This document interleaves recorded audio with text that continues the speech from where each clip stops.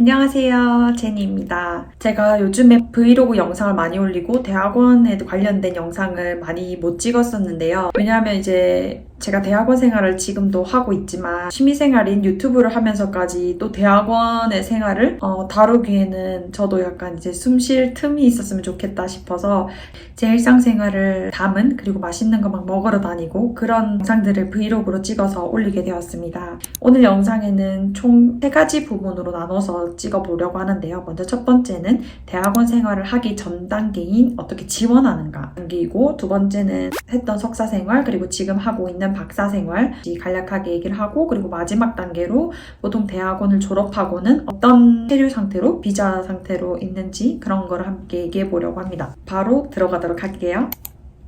먼저 첫 번째로 제가 진짜 많이 받는 질문 중에 하나가 언제 지원해야 되는지, 그 시기랑 지원을 할 때 어떤 것들이 많이 중요한지, 이런 질문을 많이 받는데요. 먼저 지원하는 시기에 대해서 말씀을 드리자면, 캐나다에 있는 학교는 9월에 가을 학기가 이제 가장 중심이 되는 학기 시작이고요.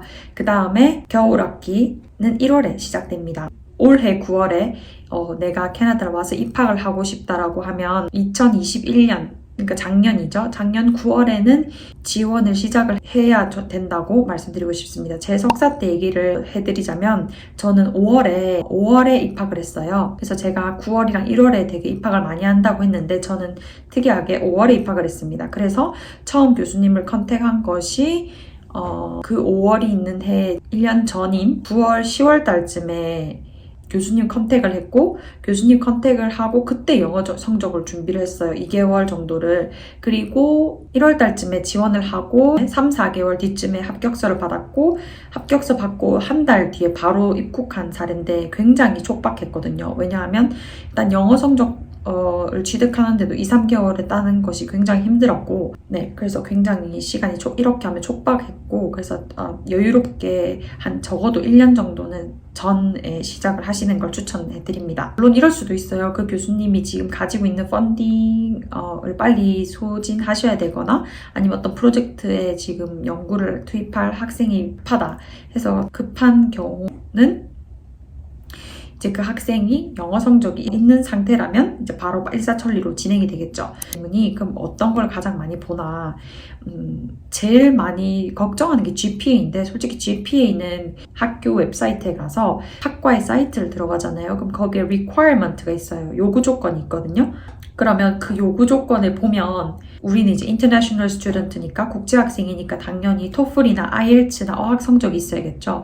그 어학 성적에 영어 성적이 미니멈 얼마여야 된다. 그러니까 최소가 항상 적혀 있어요. 그래서 예를 들어서 미니멈이 91점인데 토플 만점을 받거나 아니면 92점을 받거나, 당연히 만점을 받는 게 좋겠죠. 하지만 그 만점을 받기 위해서 더 공부할 필요는 없다는 거예요. 그러니까 그 미니멈만 넘기면 통과입니다. 그 학점도 미니멈이 몇 점 몇 적혀 있어요. 근데 여기서 중요한 거는 총 만점이 틀립니다. 4.5점 만점, 한국은 대부분 4.5점 만점을 쓰죠.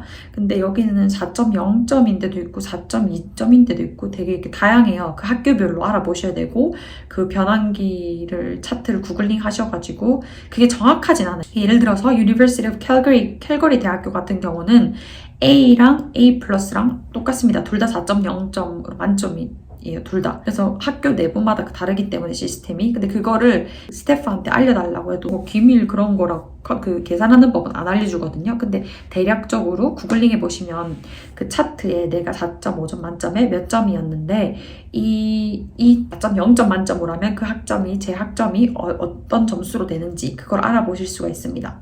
그래서 그 미니멈만 충족하시면 되는데, 이제 지원할 때 가장 중요한 것은 이제 교수님 슈퍼바이저를 찾아야 돼요. 그래서 슈퍼바이저 찾는 법에 대해서도 또 더 깊게 다뤄보거나, 아니면 제가 찍어놓은, 석사 때 찍어놓은 영상들 참고해 보셔도 좋을 것 같습니다. 이제 교수님들마다 교수님 랩, 연구실 웹사이트가 다 있습니다. 거기 보면 지금 현재 학생들도 있고 이 랩을 졸업한 학생들도 있고, 이런 식으로, 그리고 그 연구실에서 어떤 연구들을 하는지, 그리고 학생을 뽑는지 안 뽑는지 그런 것들이 다 적혀 있어요. 예를 들어서 Civil Engineering이라는 석사 혹은 박사를 지원하고 싶다 하면 구글링에 University of Calgary Civil Engineering Faculty 이걸 검색하시면 또 이제 Faculty Members가 떠요. Faculty Members 누르면 여기 이제 교수님들의 리스트가 쫙 뜨죠. 자, 보시면 professors, 그 다음에 associate or assistant professors, senior instructors 이분들은 이제 연구를 하시는 거 아니고 티칭 하시는 분들. 여기 보면 직책이랑 이제 상세 과가 다 나와 있죠. 그래서 만약에 이분을 들어가겠다 하면 구글 스칼러 프로파일 하면 이 교수님이 내신 연구들, 보통 ResearchGate 이것도 교수님이 내신 논문들 관련이 많거든요. 그래서 이것도 보시면 되고, 이제 Research Area가 어떻게 되는지 보통 이런 것들을 하신다. 양력 소개랑 그다음에 논문 내신 거 이렇게 있고요. 다른 분 한번 더 볼게요. 여기 보면 이제 LinkedIn이라고 많이 나오잖아요. LinkedIn은 페이스북 같은 건데, 페이스북은 우리가 막 친구들이랑 놀러 간 거, 여행 간 거 이런 거 올리잖아요. 근데 LinkedIn은 약간 더 프로페셔널한 페이스북 같은 개념이라고 보시면 되거든요. 어떻게 학교 양력들, 그다음에 education 이런 것들 나옵니다. 제 거 링크드인을 보여드릴게요. 여기 캐나다에서 되게 링크드인이 엄청 활발하거든요. 링크드인을 만드시는 거를 추천드립니다. 일단 먼저 얼굴을 넣고 이렇게 상반신 사진을 넣고 제 이름, 그 다음에 성별, 그 다음에 지금 직책이 어떻게 되는지 간략한 소개 적고, 이제 학교, 그 다음에 volunteering 한 거, 논문 낸 거, 코스 들었던 거, 그다음에 프로젝트 한 거, 상 탄 거, 그 다음에 할 수 있는 언어, 이런 식으로 이제 링크드인을 만드시는 걸 추천해드릴게요. 링크드인을 할 때 슈퍼바이저, 그 학생이 먼저 컨택을 해서 어떤 슈퍼바이저랑 할 건지 그걸 먼저 정하고, 그걸 교수님이랑 먼저 정합니다. 학교는 이 단계에서 전혀 필요가 없고요. 그 슈퍼바이저를 정해지고 나면 이제 어떤 펀딩을 받고 하겠다, 아니면 뭐 셀프 펀디드로 하겠다, 내 돈으로 다니겠다, 이런 것들이 정해지고 나면 이제 그 교수님이랑 같이 어플리케이션을 진행하면 됩니다. 그리고 또 제가 한 가지 드리고 싶은 팁은 Graduate Coordinator를 가장 활용 많이 하라는 건데요. 만약에 기계공학과라는 학과가 있다라고 하면 그 기계공학과에 해당하는 석박사 대학원생들 프로그램을 담당하는 직원이 있습니다. 그걸 우리가 Graduate Coordinator라고 부르는데, 실제로 학생이 되기 전 입학 서류를 진행하는 과정이라든지 아니면 학생이 되고 나서도 어떤 스콜러십 장학금을 지원한다거나, 아니면 펀딩 관련해서 페이롤 월급 같은 거라든지 문서 작업들을 그 Graduate Coordinator랑 얘기를 많이 하거든요. 그래서 Graduate Coordinator를 검색해 보세요. 그러면 그 학교의 그 학과의 Graduate Coordinator가 나올 겁니다.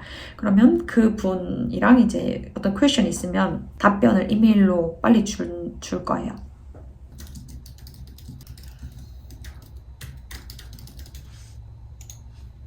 보통 contact 이런 데 있거든요. 여기에 들어와 보시면 이렇게 많은 분들이 있거든요. 근데 여기 보면 graduate, 그러니까 대학원생들을 담당하시는 분들, undergrad, 학부생들을 담당하는 분들, 여기다가 보내면 안 돼요. 예를 들어서 보통 여기 밑에 보면 assistant 아니면 program coordinator, 여기 분 있죠, 이분. 그럼 제가 이분 이메일을 복사를 해서 붙여 넣었고요. 그분의 이름을 적어도 되겠죠. 예를 들어서 여기는 Lisa Mayer 있잖아요. Lisa Mayer. 그러면 뭐 Hello, Lisa Mayer 이렇게. 이게 이름이고 이게 성입니다. 그래서 이렇게 해서 This is a gentle reminder of blah blah blah 이렇게 적거나, 혹은 또 다른 형식으로는 Just a friendly reminder about my application 이렇게 할 수도 있겠어요. 내 지금 어플리케이션의 스테이터스, 지금 진행 상황을 알고 싶다. I've included a copy of the previous email below, something like that. 그러니까 이분이 지금 제가 뭘 얘기하는지 모르잖아요. 그래서 이전에 했던 이메일을 여기다가 페이스트를 한다거나, 아니면 우리가 저번에 나눴던 그 대화를 포워드해서 이메일을 함께 보내서 이분한테 더 리마인더를 시킬 수 있겠죠. soon 뭐 이런 식으로 하고, 그 다음에 여기다가 regards 이걸 넣거나 best regards, thank you 넣거나 이름을 적어서 보내면 됩니다. 네, 그리고 이제 두 번째 섹션으로 넘어와서 대학원 생활에 대해서 얘기해 보도록 할게요.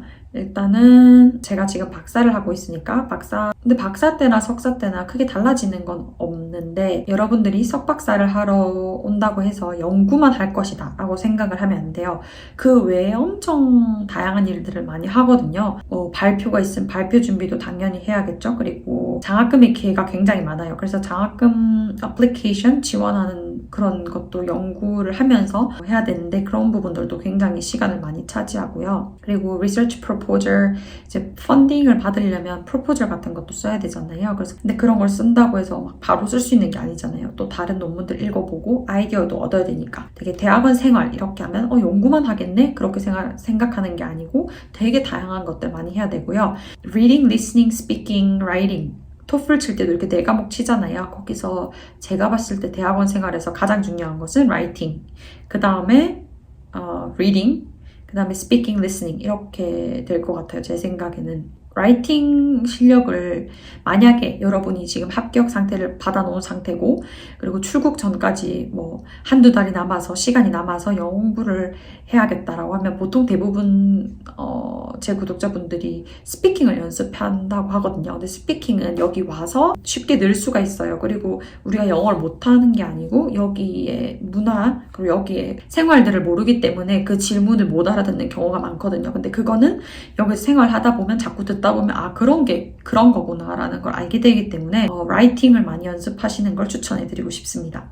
이제 대학원을 가면 그 학과에 해당되는 건물이 있잖아요. 저 같은 경우에는 실험을 할 수 있는 실험실이 있고요. 그 다음에 연구실이 따로 있어요. 거기는 대학원생들이 오피스라고 하죠. 이렇게 섹션이 나눠져가지고 컴퓨터 있고 테이블 있고 제 유튜브 영상 브이로그에서도 보신 적 있을 텐데 주로 거기서 생활을 많이 하고 그다음에 실험이 있을 때는 실험실로 가서 실험을 합니다. 점심 같은 경우에는 학교 카페테리아가 있어요. 거기 가서 사 먹거나 아니면 보통 저 같은 경우는 이제 전날 밤에 만들어서 싸놔서 팩해서 가지고 가서 점심을 먹습니다.